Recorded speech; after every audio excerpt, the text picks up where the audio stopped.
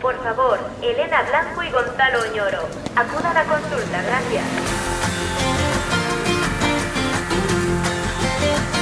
Aquí comienza Sin Cita Previa, con dos pediatras en casa, un podcast de Aveslas.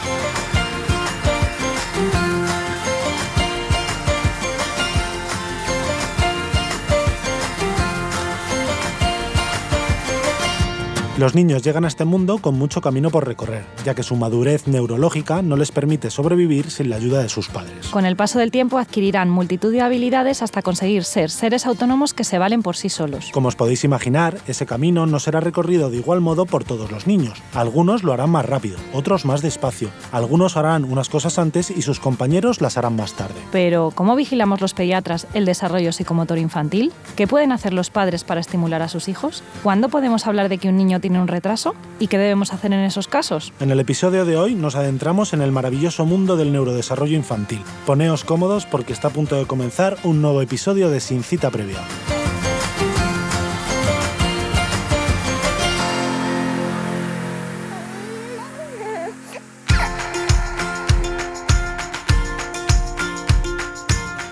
Bienvenidos a todos a este episodio nuevo de Sin Cita Previa. Ya estamos aquí. ¿Qué tal, Elena? Pues aquí estamos, muy bien. Vamos a hablar sobre este apasionante mundo y tema como es el desarrollo psicomotor en la infancia. Sí, la verdad es que esto es una cosa que les preocupa muchísimo a todos los padres, ¿no? Te lo preguntan en la consulta constantemente. ¿Ya hace lo que tenía que hacer? ¿Ya hace lo que tenía que hacer?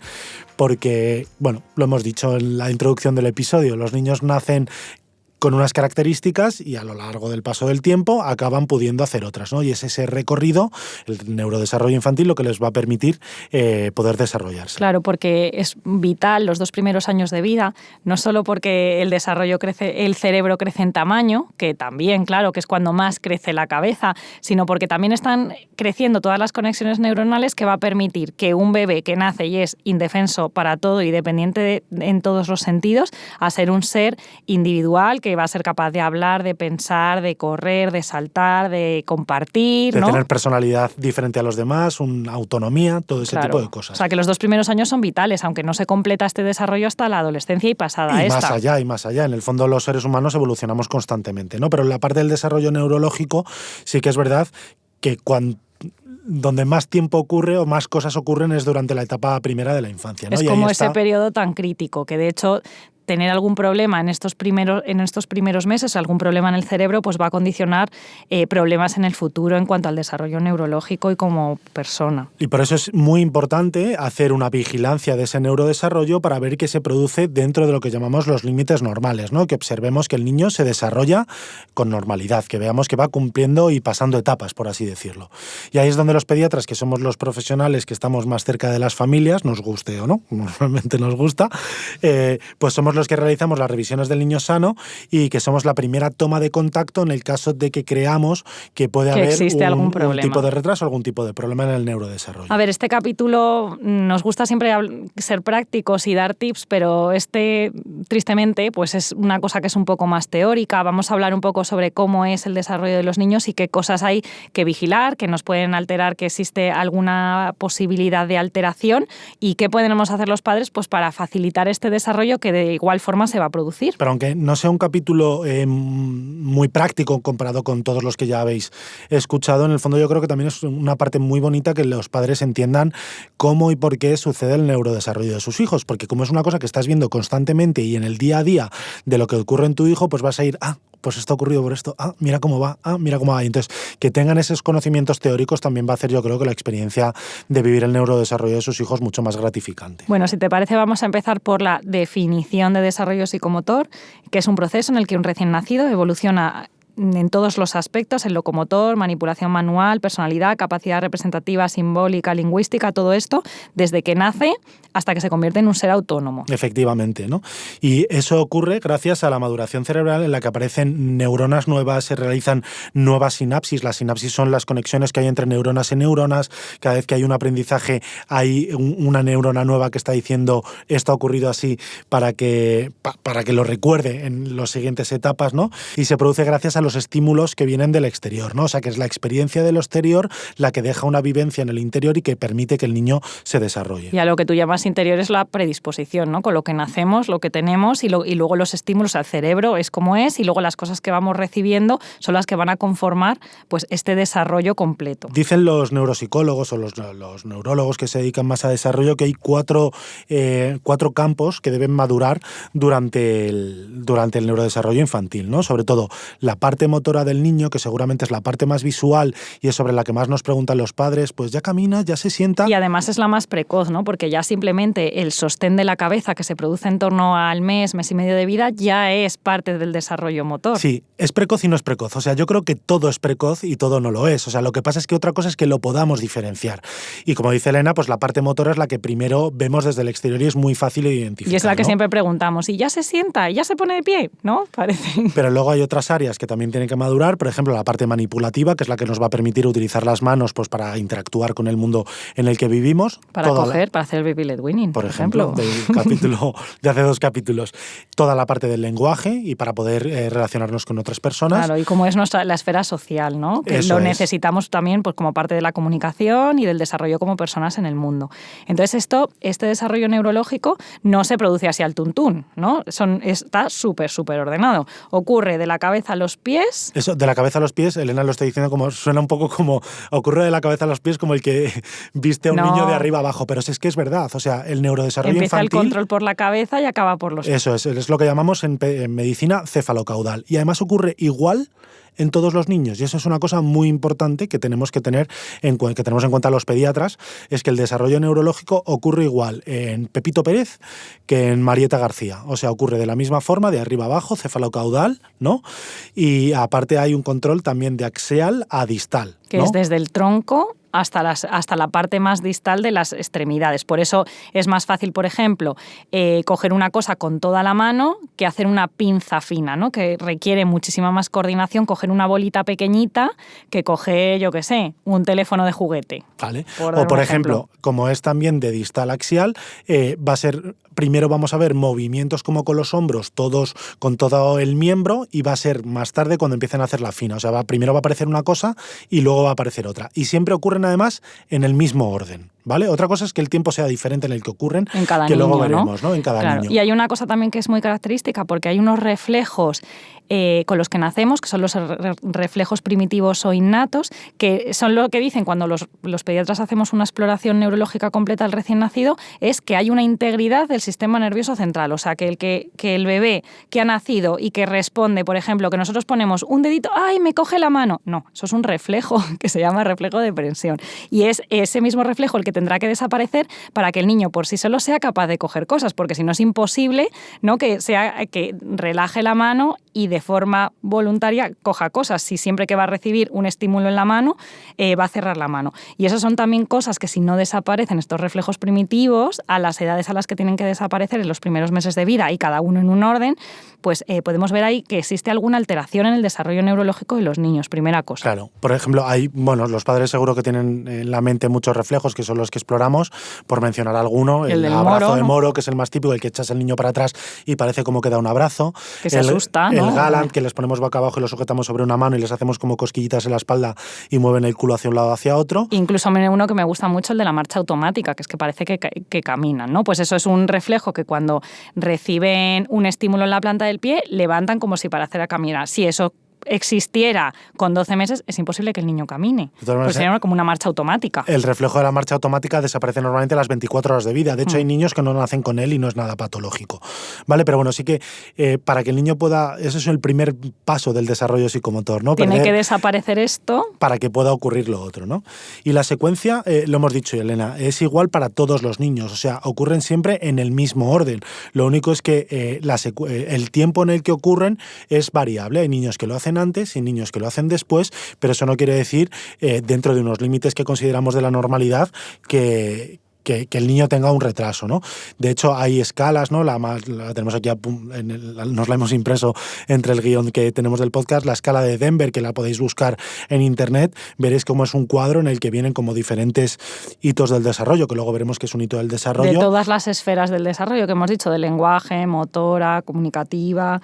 bueno, pues de todas las esferas y además viene la edad a la que podría empezar a aparecer, pero que son rangos muy amplios. Por ejemplo, vamos a poner aquí un ejemplo.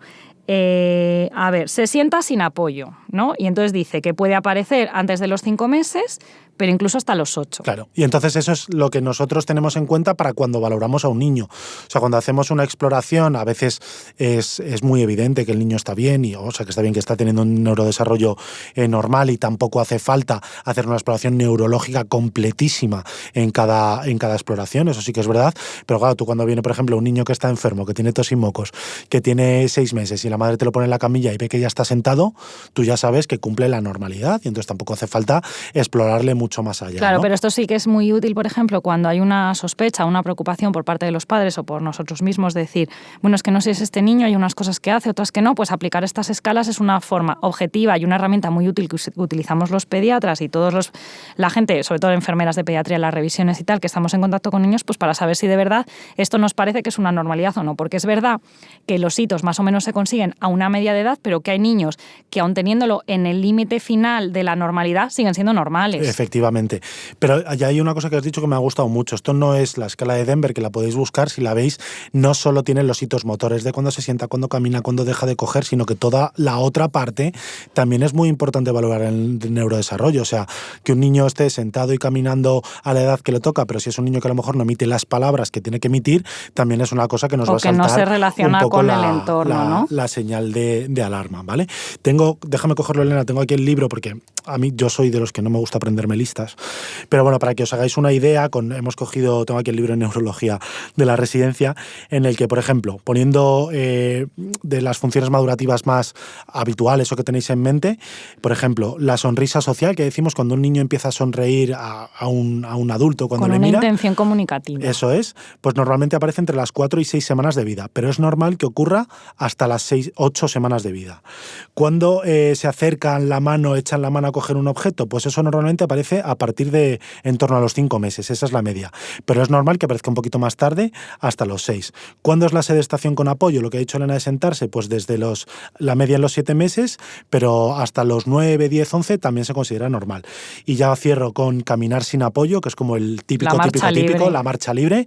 Pues lo normal es que ocurra entre los 12 y 14 meses, pero lo consideramos normal también hasta los 14, ¿vale? Y a partir de los 9 también están en estas escalas, claro, la media. Por antes claro. No pasa nada, eso es una media.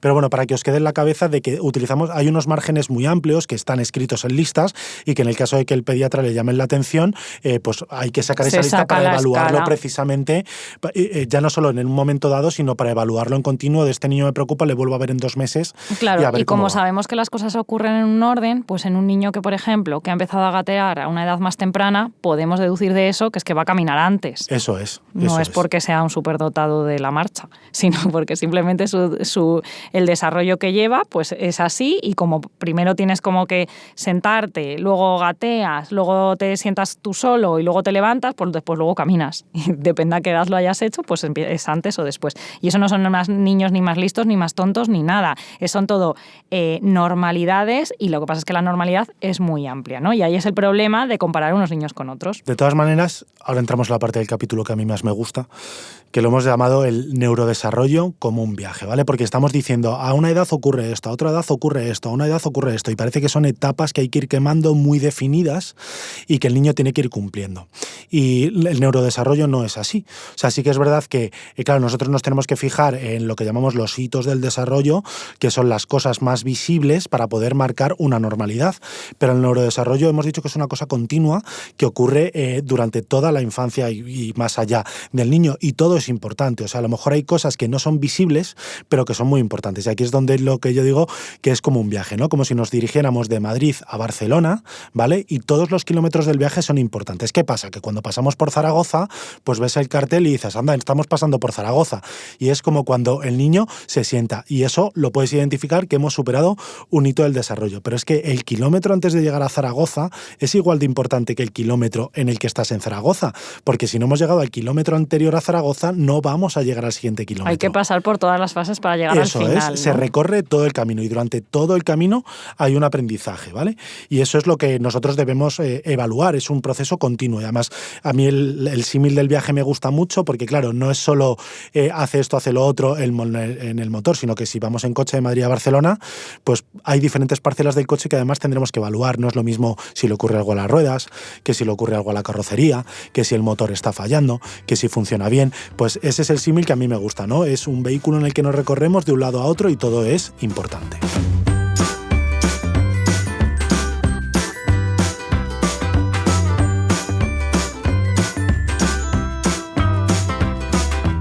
Pediconsejo. Es muy frecuente que al comparar a tu hijo con los niños de su edad pienses que puede tener un retraso porque todavía no hace tal o cual cosa. Lo más probable es que se deba a la variabilidad en la adquisición de habilidades. Pero si te preocupa, no dudes en pedir cita con tu pediatra para que evalúe si existe algún tipo de problema o por el contrario está todo en orden.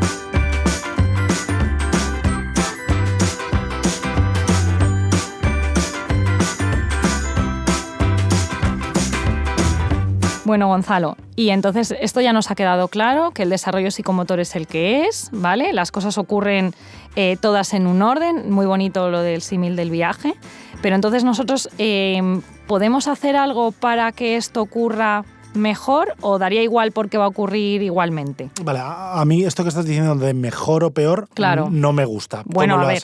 Yo te he entendido, pero creo que cuando lo han oído a lo mejor nuestros oyentes han dicho es que hay que hacer a los niños mejores. No, lo que está queriendo decir Elena, y lo hemos dicho al principio del episodio, es que para que ocurra el neurodesarrollo los niños necesitan de experiencias, ¿no? Y entonces somos los padres los que tenemos que dotar a nuestros hijos de diferentes estímulos para que ese desarrollo ocurra normalmente, ¿no? Como dice Elena, en la mejor forma de las posibles. ¿Y qué es cómo podemos estimular a los niños? ¿Qué es lo que estás diciendo? Claro, porque sí que se ha demostrado en muchos estudios de neuropsicología que los niños que no se ven ofertados de estas experiencias pues pueden tener problemas en el desarrollo, ¿no? La teoría del apego o estas cosas. Entonces, ¿qué es lo que podemos hacer las personas en el entorno del niño? En principio los padres, pero bueno, luego pueden ser los otros cuidadores, ¿no? Los profesores de las escuelas infantiles. Entonces, ¿qué es lo que podemos hacer? Pues jugar con ellos. Sí, a mí hay muchas formas de estimular a un niño, ¿vale? Pero yo creo que las dos principales, las que dos por lo menos creo que son más sencillas de entender o que más me gustan, son el juego, que es lo que estabas diciendo. Al final el juego, para el que no conozca la definición de juego, el juego es toda tarea que realiza una persona que no tiene un objetivo concreto. Y si te fijas a un niño jugando, muchas veces juega y es que no está queriendo hacer nada, simplemente está jugando por jugar, que es lo que decimos, ¿no? Y con el juego lo que hacen los niños es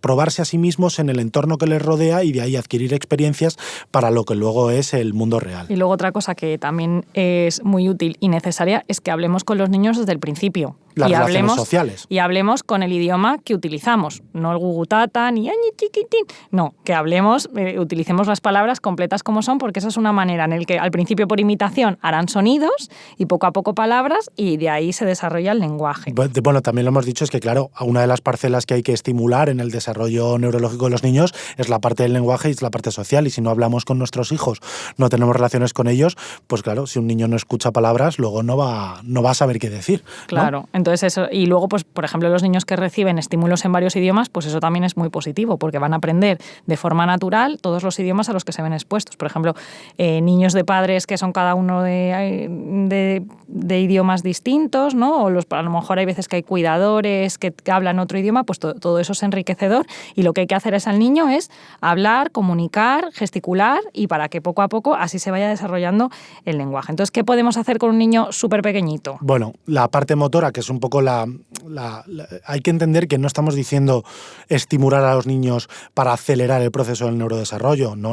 Es para que tengan esas experiencias. Para que llenen la mochila de experiencias. Eso es, para que se puedan desarrollar, ¿vale? Pero con un niño pequeñito, que la parcela del motor es la que vamos a ver inicialmente, pues lo que tenemos que hacer es ponerle en el suelo, que es donde va a estar libre para poder moverse y adquirir las también mientras le hablamos, habilidades. ¿no? Hombre, claro, o sea, una cosa no es dejarle solo en el suelo y me voy a hacer cosas, sino estar con él, tocarle, estimularle, ofrecerle juguetes adaptados a su edad, que luego veremos. Claro, con sonidos, ruidos, texturas, ¿verdad? Para que ellos mismos pues, puedan experimentar, se lleven las cosas a la boca, que además es muy curioso, porque ocurre como entre los 3 o 4 meses, que es justo en algunos niños cuando les empiezan a salir los dientes. Entonces, eso que es un hito del desarrollo, todas las abuelas, ¿le van a salir los dientes? No, es un hito del desarrollo. Y por eso se lleva las manos a la boca, no es que le vayan a salir los dientes. Es donde tiene más estimulado en este momento pues el tacto, el gusto, y entonces pues todo lo prueban a través de su boca. Vale, y yo sé que cuando contemos esto, y no me quiero meter mucho, va a haber gente que lo escuche y no les parezca bien, o hay muchas escuelas, pero ¿ponemos a los niños boca abajo en el suelo, Elena, para poder estimularles o no? A ver, sí que aquí hay 2 cosas que yo creo que son importantes decir. Como ya hemos dicho en el capítulo anterior, que una de las medidas fundamentales para prevenir el síndrome de muerte súbita del lactante es poner al lactante boca arriba para dormir, se ha visto que desde que esta fue la recomendación disminuyó el síndrome de muerte súbita del lactante, pero empezaron a aparecer deformidades craneales como la plagiocefalia, ¿no? Que son pues, derivado de niños que pasan mucho tiempo boca arriba en la cuna, en el capazo o en la hamaca, ¿vale? Pasan así mucho tiempo y entonces se producen deformidades craneales. Entonces, eso a su vez luego puede condicionar acortamientos de los músculos, las tortícolis. Entonces, ¿eso cómo lo evitamos? Pues poniendo al bebé en posturas que no sean boca abajo, ¿no? O sea, boca arriba, quiero decir. Entonces, lo que se conoce como el tummy time es el tiempo en el que el bebé, el tiempo que esté despierto, es jugar para abajo, dormir para arriba. Eso es. Y es una recomendación de la Organización Mundial de la Salud. O sea, el tummy time, la Organización Mundial de la Salud recomienda a unos 30 minutos al día desde el respeto. No es que el niño le pongas boca abajo y se pasa media hora llorando, ¿no? Sino que ofreciéndole juego, ofreciéndole esa experiencia para que haga el neurodesarrollo. Y siempre que el niño esté a gusto en esa postura. Por ejemplo, un tummy time adecuado en un niño muy pequeñito es, por ejemplo, ponerlo sobre nuestro torso mirándonos, ¿no? Así va ejercitando la musculatura del cuello y es una experiencia muy agradable porque está en contacto físico con su cuidador principal. Y mira lo que ha dicho Elena, ejercitar su cuello, porque hemos dicho que el desarrollo neurológico es cefalocaudal. O sea, le estamos ofreciendo la experiencia para que pueda fortalecer su cuello y fortalecer su espalda, que es la primera parte del neurodesarrollo. Y un poco más adelante evitar los apoyos constantes, continuos de la postura de dormir boca arriba sobre el cráneo. Para liberar el apoyo. Eso es. Y contra esta recomendación que... Bueno, yo creo que no es contra, es como complementaria y cogiendo cosas de uno y otro, ¿no? Bueno, la teoría del movimiento libre. La teoría del movimiento libre, que es una escuela que la desarrolló una pediatra que se llama Pickler en torno a 1920, a raíz de estudiar a niños dejándoles en el suelo, boca arriba inicialmente, porque es la postura natural, por así decirlo, y que sean ellos, a través de sus experiencias, los que interioricen cuáles son los movimientos y que se puedan mover libremente, no que sea el adulto el que fuerza la postura a boca abajo para que puedan ejercitar el cuello. Y cuando ellos sean capaces de darse la vuelta, pues ya juegan boca abajo, ¿no? Vale. Eso es lo que la teoría Pickler o el método Pickler es una pedagogía, no es un método para estimular el neurodesarrollo. Y a mí hay cosas que... Bueno, a mí ya me vais conociendo por todo lo que voy diciendo, que hay cosas de los métodos en sí que me gustan y otras que no. Entonces, hay cosas que me gustan mucho, por ejemplo, lo de dejar a los niños en el suelo, dejarles que sean ellos los que se estimule, no querer acelerar las cosas, sino que los niños las harán cuando puedan hacerlo, ese concepto del viaje que os he contado antes. Pero no creo que una cosa sea contraria a la otra, ¿vale? Bueno, sí que es contraria en cuanto a método, pero creo que sí que se pueden complementar. Al fin y al cabo, el Pickler, claro, lo que dice es dejar al niño todo el rato en el suelo. O sea, los Pickler no aceptan que el niño le puedas poner en una hamaca, porque en una hamaca está el niño encerrado y no puede tener un movimiento libre. Pero es que hay veces que los padres, por el tipo de vida que llevan, por el tipo de familia que son, no se pueden permitir estar con un niño todo el rato en el suelo o en brazos, ¿no? Pero bueno, yo creo que me estáis entendiendo. Entonces, en esas familias que a lo mejor no pueden aplicar el método Pickler el 100% del tiempo, pues no estará de más que para prevenir esas deformidades craneales, para dotar a sus hijos de experiencias en el neurodesarrollo inicial, les pongan en tummy time unos ratos, no hace falta que sea la media hora continua, sino que puede ser a ratitos, dependiendo de lo que tolere el niño. Y sobre todo hasta que se acepte, porque hay niños que lo aceptan muy bien, están muy cómodos y no se quejan. De hecho, hombre, no hay que ponerlo en el suelo y ya la me voy, no, le pongo en el suelo y me pongo a su lado pensado para ser el estímulo principal para que quiera estar en esa postura. Pero si no, pues no hay que obligarles, claro. Hay que respetar un poco los tiempos de cada niño. Pero una vez que el niño se empieza a dar la vuelta, que el volteo, normalmente el volteo inicial es más frecuente de decúbito prono, o sea, de boca abajo a boca arriba, y luego ocurre el decúbito de boca arriba a boca abajo. Entonces, normalmente que eso ocurre a partir de los 3 o 4 meses, 5, cuando los niños empiezan a dar la vuelta, el tummy time ya no tiene mucho papel, porque es el niño el que se da la vuelta por él solo y se pone boca abajo. O sea, que estamos hablando sobre todo en las primeras etapas del desarrollo neuroinfantil. Pero bueno, no vamos a ahondar mucho más, que seguro que nos hemos metido en un jardín y ya estoy esperando los comentarios al episodio de hoy. Pero bueno, sí que me gustaría, Elena, también hablando del estímulo, hablar un poco de cómo elegir un juguete, que es una de las cosas que a mí más me apasiona, porque al fin y al cabo los juguetes son herramientas que damos a los niños para poder tener experiencias, ¿no? Entonces yo creo que es muy importante que, por poner un ejemplo, un balón de una pelota. ¿Es un buen juguete para un niño? Pues es un juguete excelente. Pero claro, si tú le das una pelota a un niño de 3 meses, el niño va a decir, yo esto para qué lo quiero si no lo puedo usar. Sin embargo, si lo das a un niño a lo mejor de 1 año y medio, 2, 3 años, se va a pasar jugando y dándole chutadas. Pero fíjate, si esa pelota es blandita y es pequeña, tiene diferentes texturas y tiene música, a lo mejor al niño de 6 meses ya le gusta. Por tanto, lo importante es que el juguete, cuando nos fijamos en cómo elegir un juguete, estimule al niño en ese momento del desarrollo, si pensamos otra vez en el coche, que el juguete ese dé el empujocito, esa experiencia en el momento que necesita ese coche para seguir avanzando. Es como la gasolina, por decirlo en algún momento, ¿vale? Y en ese sentido, por ejemplo, los juguetes evolutivos pues tendrían mucho sentido, ¿no? Por ejemplo, una cajita muy simple de madera que te permite... tiene como cubitos de madera, ¿no? Por ejemplo. Y cuando son pequeñitos los pueden chupar porque los pueden agarrar fácil. Luego los pueden golpear entre ellos y dan sonido. Y luego además te valen para hacer una torre o meter cosas en ellas. Pues y ver si han desaparecido, ¿no? Eso es increíble. Las cajitas de permanencia, no sé si lo conocéis, son cajitas en las que el niño mete pues una moneda o un cubito y luego tiene un cajón que se abre. Y eso está pensado para que el niño se dé cuenta que la moneda no desaparece y se va al infinito, sino que se dé cuenta que está introduciendo una cosa ahí dentro y que permanece, ¿no? Entonces, son todo ese tipo de juguetes. De todas maneras, ya dedicaremos un episodio al juego, que para mí es una cosa que me apasiona. Bueno, ¿vale? Está claro que como podemos estimular a los niños es a través del juego y ofreciéndoles juguetes que sean adaptados a cada edad, ¿no? Y no hay un juguete fijo, sino que podría haber un juguete evolutivo. Bueno. Y también pensar que hay diferentes parcelas dentro del juego. Déjame decirlo, Elena, que ya estoy viendo que se está acelerando. Hay juego para estimular la parte manipulativa. Juego, pues lo que hemos dicho, por ejemplo, los cubitos que ha dicho Elena. Juego físico, una pelota. Juego simbólico, una cocinita o un disfraz de bomberos. Juego artístico, unas pinturas. Juego conceptual o lingüístico, pues los juegos de mesa o los juegos de cartas. O sea que, al final, si vamos a elegir experiencias para nuestros hijos, no regalemos solo juguetes de construcción o no solo regalemos juguetes, o sea, regalemos o intentemos conseguir uno de cada tipo para poder estimular todo el neurodesarrollo, ¿vale? Y ya me callo, sigue, Elena. Bueno, pues sigo yo. Te mato. Siguiente punto que íbamos a hablar. Bueno, hemos estado hablando del neurodesarrollo y cómo ocurre, cómo lo podemos estimular, pero desgraciadamente hay veces que los pediatras diagnosticamos un retraso psicomotor, un retraso en el neurodesarrollo.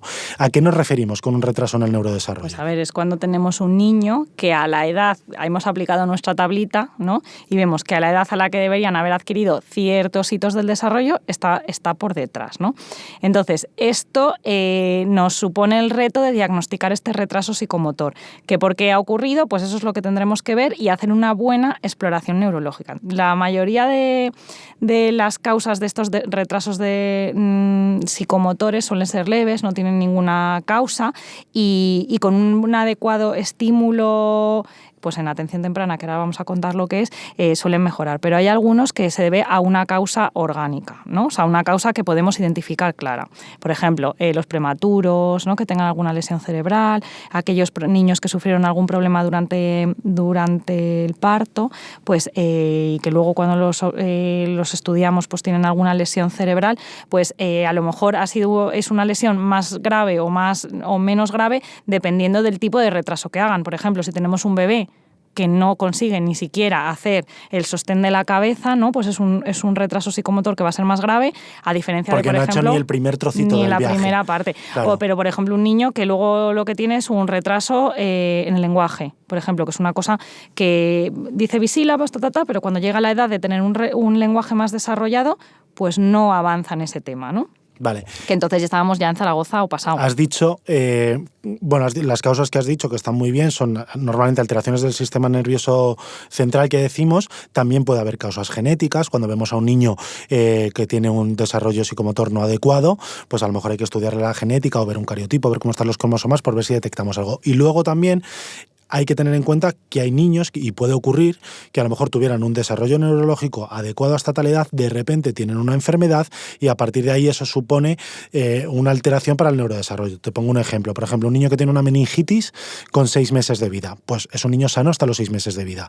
Pero a partir de ahí a lo mejor va a haber que vigilarle más de cerca porque sabemos que ha tenido un evento a su alrededor que puede condicionar una alteración en el neurodesarrollo. De todas maneras, sí que es importante que sepan que las alteraciones que condicionan una alteración en el neurodesarrollo son estáticas, es decir, no son enfermedades que evolucionan a peor, sino que son cosas, por ejemplo, que proponiendo el símil del viaje, es como ir en coche con una rueda menos. No es que al rato se te vaya a caer otra rueda, simplemente es que tú ya sabes que viene con eso de serie y que va a hacer que el viaje sea más difícil o más lento, ¿no? Por decirlo de alguna manera. La mayoría de los retrasos del desarrollo los vamos a poder identificar a lo largo del seguimiento de los niños en nuestras consultas, bien por preocupaciones que van a mostrar los padres, pues porque aunque sea inevitable comparar, a lo mejor ya hay cosas que son muy llamativas, los que tiene 2 años y todavía no ha echado a andar, por poner un ejemplo, o cosas a través de preguntas y de ítems que nosotros sabemos que han tenido que cumplir a X edad, y en las revisiones del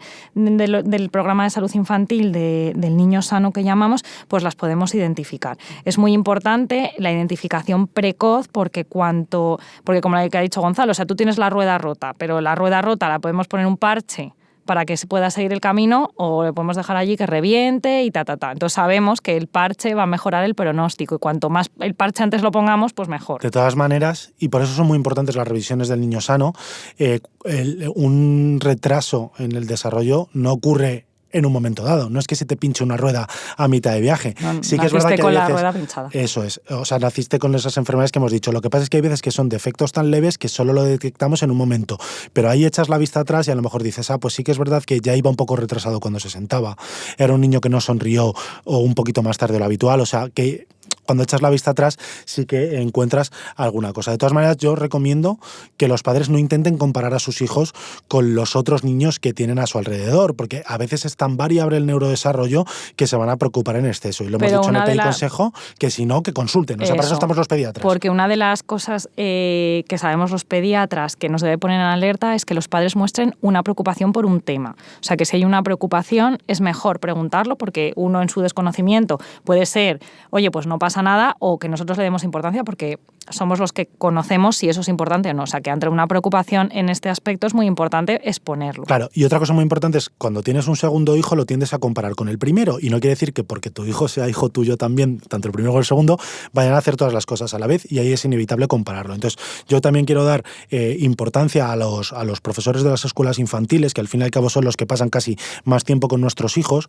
que están comparando a los niños de la clase constantemente. Entonces, si os preocupa, también podéis hablar con ellos y decirle, oye, ¿cómo ves a Manolito?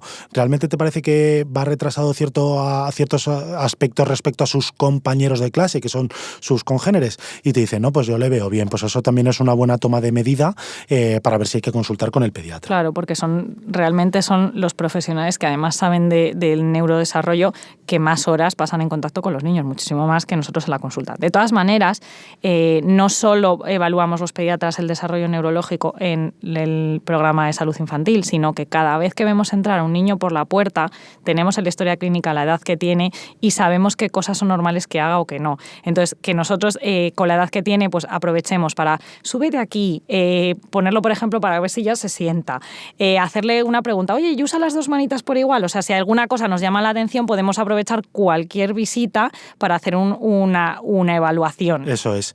Y luego, otra parte importante es Claro, cuando hay cosas que son, lo decía Elena, la prematuridad. Tú sabes que un niño es prematuro desde que nace, pero a veces te encuentras niños con un retraso en el desarrollo y no sabes a qué se debe. Y entonces ahí es donde entra el papel de normalmente el neuropediatra para intentar llegar a un diagnóstico de la causa etiológica. ¿Por qué? Bueno, pues porque a veces hay causas genéticas y eso puede condicionar un consejo genético en el futuro, y también porque hay algunas causas que son tratables médicamente, por así decirlo, ¿no? Aunque son las menos, claro. ¿vale? Y el problema es que además en la mayoría no llegamos a un diagnóstico etiológico, que decimos, o sea, no llegamos a identificar la causa de por qué este niño tiene un retraso, ¿vale? Entonces, mandar a un niño al neuropediatra no es garantía de que nos vaya a decir por qué le ocurre esto a nuestro hijo, y eso es una cosa que también tenemos que saber. Es para que lo evalúe el especialista, pero a veces nos quedamos sin saber por qué le ocurre al niño. Y en el tratamiento de estos retrasos psicomotores, que luego tendrán nombre o no, hay dos ramas que se separan, tristemente. Una es la de buscar la causa y darle nombre, y otra es la del tratamiento. El tratamiento es el soporte, o sea,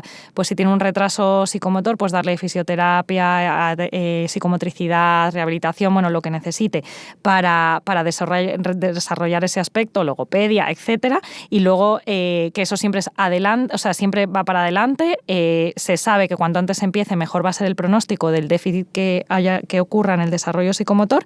Y digo que se separan porque muchas veces el diagnóstico etiológico, o sea, saber la causa, se para, a lo mejor se retoma al cabo de X años porque la ciencia ha avanzado, pero el soporte que van a recibir por parte de los profesionales que pueden ayudar a mejorar la calidad y el desarrollo como ser independiente del niño que tiene este problema concreto, pues es súper importante. Y esto se hace en los centros de atención temprana. Es sin duda alguna lo más importante. Lo que hace la atención temprana, y volvemos al símil del viaje, es poner a disponibilidad de ese coche un taller específico para conseguir superar esos déficits y conseguir que el coche llegue más lejos, que haga el viaje lo mejor posible. Aquí sí que estamos buscando que el coche llegue más lejos, porque es sacar el máximo potencial posible de lo que pueda tener un niño. Así que, vamos, la atención, cuando los pediatras vemos a un niño que tiene un retraso en el desarrollo, derivaremos al neuropediatra, pero sin duda alguna lo que le decimos a los padres es: a este niño lo tienen que evaluar pronto para que reciba el estímulo adecuado lo antes posible para sacar lo máximo posible. Y desde aquí una petición a todos los que nos gobiernan, porque tristemente la atención temprana es una cosa que por definición es que ya sale en su nombre temprana, cuanto más pronto mejor. Hay muchísimos trámites burocráticos que hacen que estos niños lleguen tarde a los tratamientos, y es vital para estos niños para que sean seres independientes con las mejores probabilidades que les puede ofrecer lo que actualmente se sabe que es mejor para ellos, que es recibir atención temprana. Bueno, Gonzalo, yo creo que vamos a ir cerrando el capítulo de hoy, que después de lo que han escuchado nuestros oyentes seguro que van a estar dándole vueltas a esto del neurodesarrollo varios días. La verdad es que es un tema muy interesante, sobre todo cuando tienes hijos, porque puedes verlo en riguroso directo cada día y en cada momento. Creo que es un tema tan interesante que quizás más adelante tengamos que hacer algún capítulo sobre ciertos aspectos de lo que hemos hablado, como es el desarrollo del lenguaje, cómo elegir un juguete, la atención temprana y su valor para la recuperación o la mejora del pronóstico de los trastornos del desarrollo. Pues desde luego, Elena. Si te parece, vamos a hacer un resumen con lo más importante que pueden extraer nuestros oyentes del episodio de hoy. El desarrollo psicomotor es el proceso por el que un recién nacido se convierte en un ser autónomo capaz de valerse por sí mismo. Este desarrollo se podría dividir en 4 parcelas muy relacionadas entre sí: el motor, el manipulativo, el lenguaje y el social. Los hitos del desarrollo siempre ocurren en el mismo orden, aunque la variabilidad del tiempo en que ocurren es diferente en cada niño. Los mejores estímulos para un adecuado desarrollo psicomotor son el juego y las relaciones sociales. Un retraso del desarrollo psicomotor consiste en la lentitud o anormalidad en la adquisición de los hitos del desarrollo. En el caso de detectarse, es muy importante derivar al niño lo antes posible al profesional que trata este tipo de trastornos.